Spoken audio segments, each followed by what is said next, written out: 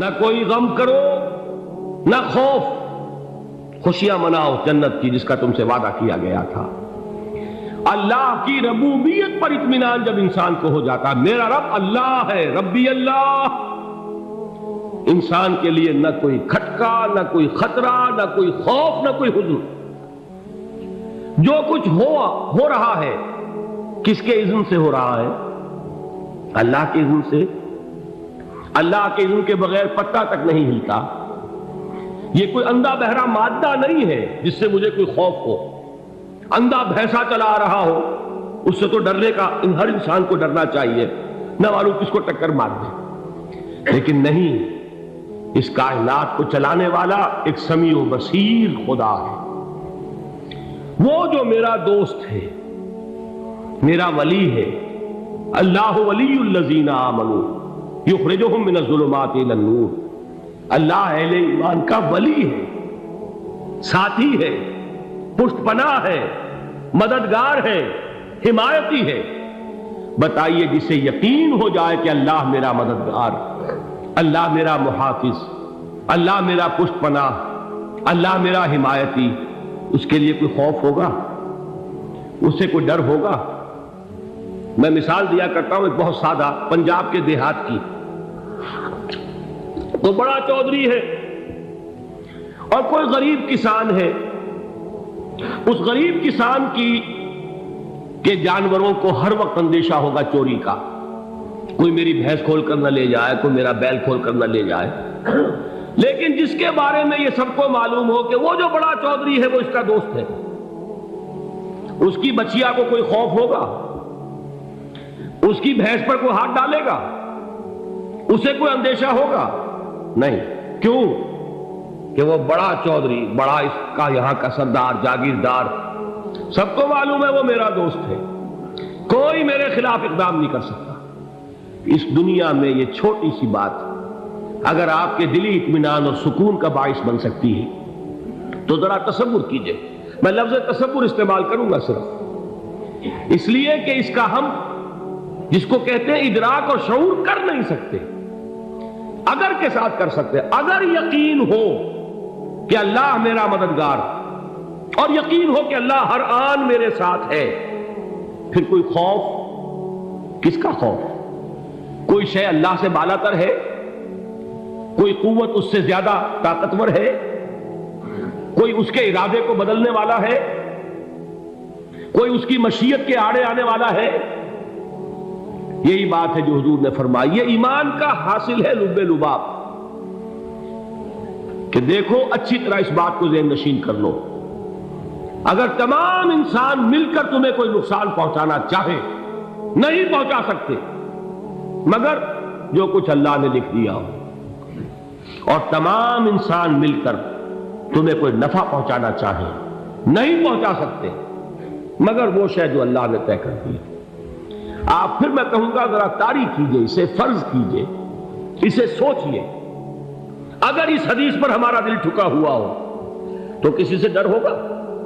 یہ مجھے نقصان نہ پہنچا دے، یہ میری رپورٹ خراب نہ کر دے، یہ میری انکریمنٹ نہ رکوا دے، یہ میرا یہ نہ بگاڑ دے، یہ میرے یہ نقصان نہ پہنچا دے، اس کا ڈر، اس کا ڈر، اس کا خوف، اس کی خوشامد، اس کے لیے جا کر طرح طرح سے اپنی عزت نفس کو ذلیل کروانا اس کے سامنے۔ یہ سب کچھ کیوں کرتا ہے انسان؟ جب سمجھتا ہے کہ اس کے ہاتھ میں میرا کوئی نفع ہے، اس کے ہاتھ میں میرے لیے کوئی ضرر ہے، یہ مجھے کوئی غضب پہنچا سکتا ہے، یہ مجھے کوئی نقصان پہنچا سکتا ہے، یہ میرا کوئی کام بنا سکتا ہے، یہ میری کوئی ضرورت پوری کر سکتا ہے، اسی کا نام شرک ہے۔ جہاں آپ نے یہ سمجھا کہ غیر اللہ کے اندر کوئی طاقت موجود ہے، وہی شرک ہے۔ بتوں سے تجھ کو امیدیں، خدا سے نو امیدی، مجھے بتا تو صحیح اور کافری کیا ہے؟ شرک تو یہ ہے۔ جس پر بھی تمہیں یہ خیال ہے، کلمہ ہے یہ کلمہ سوم، لا حول ولا قوت الا باللہ، ذرا اس پر دل کو کبھی اگر آپ تصور کریں، پھر فرض کریں، دل ٹھک جائے اس پر، کوئی طاقت نہیں۔ یہی بات تھی جو شیخ عبد القادر جیلانی رحمۃ اللہ علیہ نے اپنی وصیت میں اپنے بچے سے کہی۔ 11ویں دینے والے ہیں، لیکن حضرت شیخ عبد القادر جیلانی کی وصیت اور تعلیمات کو کتنے لوگ ہیں کہ جانتے ہو؟ یہ جن مقامات تک پہنچے ہیں وہ کس چیز کی بدولت پہنچے؟ انہوں نے جو پیغام دیا وہ کیا تھا؟ اے میرے بچے، جس طریقے سے قرآن مجید میں حضرت لقمان کی نصیحتیں جو ہے نقل کر دی گئی ہیں، میں یہ عرض کروں گا بالفرض اگر قرآن حضرت عبد القادر جیلانی کے بعد نازل ہوا ہوتا تو شیخ عبد القادر کی یہ نصیحتیں بھی قرآن میں درج ہوتی۔ اتنی اونچی نصیحتیں ہیں۔ اے میرے بچے، اس حقیقت کو ذہن نشین کر لے، لا فاعل فی الحقیقت ولا مؤثر الا اللہ۔ اس کائنات میں نہ کوئی فاعل حقیقی ہے نہ مؤثر حقیقی ہے سوائے اللہ۔ کسی شے میں کوئی تاثیر نہیں اگر اللہ نہ چاہے۔ آگ جلا نہیں سکتی اگر اللہ نہ چاہے، پانی ڈبو نہیں سکتا اگر اللہ نہ چاہے، زہر ہلاک نہیں کر سکتا اگر اللہ نہ چاہے، کوئی چیز فائدہ نہیں پہنچا سکتی اگر اللہ نہ چاہے۔ تو در در پہ کیوں سر جھکاتے ہو؟ در در پر کیوں جبیں سائی کرتے ہو؟ سب کے سامنے کیوں ہاتھ پھیلاتے ہو؟ ایک اللہ سے مانگو، ایک اللہ کے سامنے زمین پر اپنی جبین رکھو۔ لا فاعل فی الحقیقت ولا مؤثر الا اللہ۔ نظر آتا ہے ہمیں کہ پانی پیاس بجھا دیتا ہے، پیاس بجھانے کی صلاحیت پانی میں نہیں ہے، اللہ کے اذن سے۔ کھانا بھوک مٹا دیتا ہے، بھوک مٹانے کی صلاحیت کھانے میں نہیں ہے، اذن رب میں۔ دیکھیے یہی یقین تھا حضرت موسیٰ علیہ السلام کا واقعہ یاد کیجئے۔ سامنے سمندر آ گیا ہے، قوم دیکھتی ہے پیچھے کہ گرد و غبار کا طوفان۔ معلوم ہوا کہ فرعون اپنے لشکر سمیت آ گیا۔ لشکر جب چلتا تھا تیز رفتاری کے ساتھ تو گرد و غبار کا جو طوفان اٹھتا تھا اس کا تصور کیجیے، اور لمحہ بلمحہ وہ قریب آ رہا ہے۔ پوری قوم نے کیا کہا؟ اے موسیٰ انا لمدرکون، اے موسیٰ ہم کو پکڑے گئے۔ قرآن مجید نے تو یہاں وہ باتیں نہیں لکھی ہیں، لیکن تورات میں یہ درج ہے کہ بنی اسرائیل جھگڑنے لگے، دست و گریبان ہو گئے موسیٰ کے ساتھ۔ موسیٰ نے یہاں مروایا لا کر، اس سے تو ہم ہی بہتر تھے، وہاں کھانے کو ملتا تھا، زندگی تو تھی، بیگار ہم کر رہے تھے، موت تو نہیں تھی۔ اب جو کچھ ہوگا اس کا تصور کرو، جس طریقے سے ہمارے ٹکڑے اڑائے جائیں گے۔ تو لڑ رہے ہیں حضرت موسیٰ علیہ السلام سے۔ یہ تورات کی تفصیل ہے، قرآن میں صرف اتنا آیا ہے، پریشان ہو کر انہوں نے کہا انا لمدرکون، موسیٰ ہم کو پکڑے گئے۔ اس وقت موسیٰ کا جواب کیا ہے؟ کلا ان معی ربی سیہدین، نہیں، میرے ساتھ میرا رب ہے، وہ راستہ دے گا۔ بتائیے کہاں راستہ نظر آ رہا ہے؟ یہ ہے ایمان بالغیب۔ راستہ نظر نہ آئے تب اللہ پر یقین ایمان ہے۔ جیب میں پیسے ہوں اور تب دل کو اطمینان ہے تو ایمان کس پر ہوا؟ پیسے پر، اللہ پر نہیں۔ جب وسائل و ذرائع نہ ہو اور پھر یقین ہو کہ اللہ مسبب الاسباب ہے، وہ اسباب کا پابند نہیں ہے، وہ اسباب کا محتاج نہیں ہے، اسباب اس کے محتاج ہے۔ اگر یہ یقین ہے تو اللہ پر ایمان ہے، یہ نہیں ہے تو تمہارا ایمان اسباب پر ہے، وسائل پر ہے، ذرائع پر ہے، مادیات پر ہے، اللہ پر نہیں۔ اس وقت کہاں راستہ تھا؟ کوئی راستہ تھا؟ سمندر ہے اور ادھر سے لشکر آ گیا ہے۔ کلا ان معی ربی سیہدین۔ اب دیکھیے ایمان کہہ دینا آسان ہے، ہوا معکم اینما کنتم، جہاں کہیں بھی تم ہوتے ہو اللہ تمہارے ساتھ ہوتا ہے، لیکن اس کا یقین قائم ہو جائے تو زمین و آسمان کا فرق واقع ہو جائے۔ یہی بات ہوئی حضور کے ساتھ۔ غار ہے، چھپے ہوئے ہیں محمد رسول اللہ اور آپ کے وہ یار غار ابو بکر صدیق رضی اللہ تعالی عنہ۔ اقبال نے حضرت ابو بکر کی شان میں چند اشعار کہے صرف، لیکن واقعہ یہ ہے کہ بھاری بھاری نظموں پر اور قصیدوں پر بھاری ہے، طویل ترین نظمیں اور قصیدے ہوں ان پر بھاری ہے۔ ہمتیں ابو بکر کی ہمت جو ہے، کشت ملت را چوں ابر، جیسے بارش سے کھیتی اپجتی ہے، ابو بکر کی ہمت اور عزیمت اس امت کو اسی طرح سینچنے والی ہے۔ ثانیے اسلام و غار و بدر و قبر،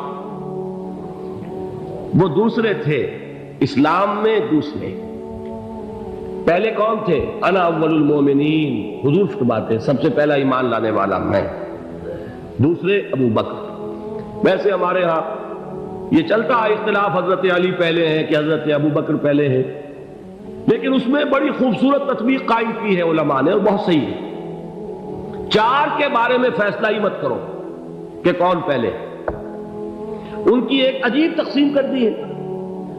آزاد مردوں میں، بالغ مردوں میں سب سے پہلے ابو بکر، بچوں میں سب سے پہلے علی، خواتین میں سب سے پہلے خدیجہ، اور غلاموں میں سب سے پہلے زید بن حارثہ۔ بڑی پیاری تقسیم ہے، یہ چاروں ہی پہلے ہیں، ہر ایک کے لیے اولیت ہے۔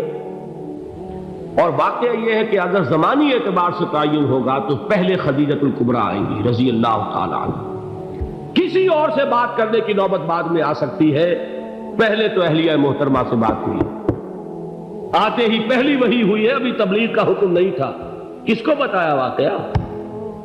ابھی اپنی نبوت کی تبلیغ کا تو حکم ہی نہیں آیا، واقعہ کس کا ہے؟ وہ خدیجہ کا ہے۔ جب کہا ہے کہ خشیت علی نفسی، مجھے اپنی جان کا اندیشہ ہے، تو کیا جواب دیا خدیجہ نے رضی اللہ تعالی عنہا؟ وہ صدیقۃ الکبریٰ ہے، صدیقات جو ہے خواتین ان میں چوٹی پر خدیجۃ الکبریٰ ہے رضی اللہ تعالی عنہا، اور صدیق جو مرد ہیں ان میں صدیق اکبر ہے ابو بکر صدیق رضی اللہ تعالی عنہ، لیکن صدیقات میں چوٹی پر۔ جب حضور نے فرمایا خشیت علی نفسی، کیا فرمایا، کیا عرض کیا، کیسے تسلی دی؟ نہیں نہیں، اللہ آپ کو ضائع نہیں کرے گا، آپ غریبوں کے ہمدرد ہیں، آپ مساکین کے تکالیف رفع کرنے والے ہیں، آپ بیواؤں کی سرپرستی کرتے ہیں، آپ مسافروں کی خدمت کرتے ہیں، اللہ آپ کو ضائع نہیں کرے گا۔ یہ یقین ہے اس خاتون کے اندر۔ خیر وہ ایک علیحدہ بات ہو جائے گی۔ میرے دل پر حضرت خدیجہ رضی اللہ تعالیٰ عنہ کی شخصیت کا بڑا گہرا نقش ہے، جو وہ کوئی اور ہی وقت اور موقع ہوا تو بیان ہوگا۔ بہرحال اقبال نے ایک مصرے میں جو چار اولیتیں جمع کر دی ہیں، ہمت او کشت امت را چو ابر، ثانی اسلام و غار و بدر و قبر۔ اسلام میں حضور کے بعد پہلے کون؟ ابو بکر۔ غار میں حضور کے ساتھ کون؟ ابو بکر۔ بدر کی رات اللہ کا رسول سر بسجود، وہ جھاڑ، وہ گھاس پھوس کی جو جھوپڑی بنائی گئی تھی، اور وہاں تلوار ننگی لے کر پہرا دینے والا کون؟ ابو بکر۔ اور اس حجرہ عائشہ میں محمد کے بعد سب سے پہلے دفن ہونے والا کون؟ ابو بکر رضی اللہ تعالی عنہ و صلی اللہ علیہ وسلم۔ وہ جو معاملہ میں سنا رہا تھا غار ثور کا، حضرت ابو بکر بھی حضور کے خیال سے لرز گئے ہیں۔ آپ کو یاد ہوگا کہ جا کر پہلے تمام جتنے سوراخ تھے انہیں بند کیا ہے، ایک سوراخ رہ گیا تھا جس کو بند کرنے کے لیے کوئی کپڑا نہیں تھا، وہاں اپنی ایڑی رکھی ہے، تب کہا ہے حضور سے تشریف لائیے، اور اپنے زانو پر حضور کو لٹایا ہے، اور وہاں کسی موذی جانور نے کاٹا ہے، حضور کی آنکھ لگ گئی تھی، اس وقت اس بل کے اندر جو بھی بچھو ہے کیا ہے واللہ عالم، اس نے کاٹا ہے، اس کی تکلیف کی وجہ سے ابو بکر کی آنکھوں سے آنسو ٹپک گئے، حضور کے چہرے مبارک پر پڑے ہیں، تو حضور جاگے ہیں، معاملہ کیا ہے؟ ایڑی نہیں ہٹائی وہاں سے، مبادا وہ جانور وہاں سے نکل کر محمد الرسول اللہ کو کوئی گزن پہنچا دے، ابو بکر کی ایڑی ہے، جس طرح چاہے کھا لے، ختم کر دے، جان نکل جائے تب کوئی آنچ آئے، محمد پر تو آئے، لیکن جیتے جی نہیں۔ وہ ہے ابو بکر۔ حضور کے خیال سے اس وقت حضور نے پھر اپنا لعاب دہن لگایا ہے، اور اس سے پھر آپ کی تکلیف ختم ہوئی۔ جیسے خیبر میں حضرت علی کی آنکھ دکھ رہی تھی، اس کو جو شفا حاصل ہوئی ہے وہ بھی حضور کے لعاب دہن سے ہوئی۔ تو بہرحال اس وقت انہوں نے کہا ہے کہ اے نبی یا رسول اللہ، اگر اس وقت ان میں سے کسی نے غیر ارادی طور پر بھی اپنے قدموں کی طرف جھانک لیا تو پکڑے جائیں گے، کیا جواب تھا اللہ کے رسول کا؟ لا تحزن ان اللہ معنا، اللہ ہمارے ساتھ ہے، کیوں گھبراتے ہو ابو بکر؟ یہ ہے ایمان باللہ، میرا مالک اللہ، میرا رازق اللہ، میرا محافظ اللہ، میرا مددگار اللہ، میرا پشت پناہ اللہ، میرا دوست اللہ۔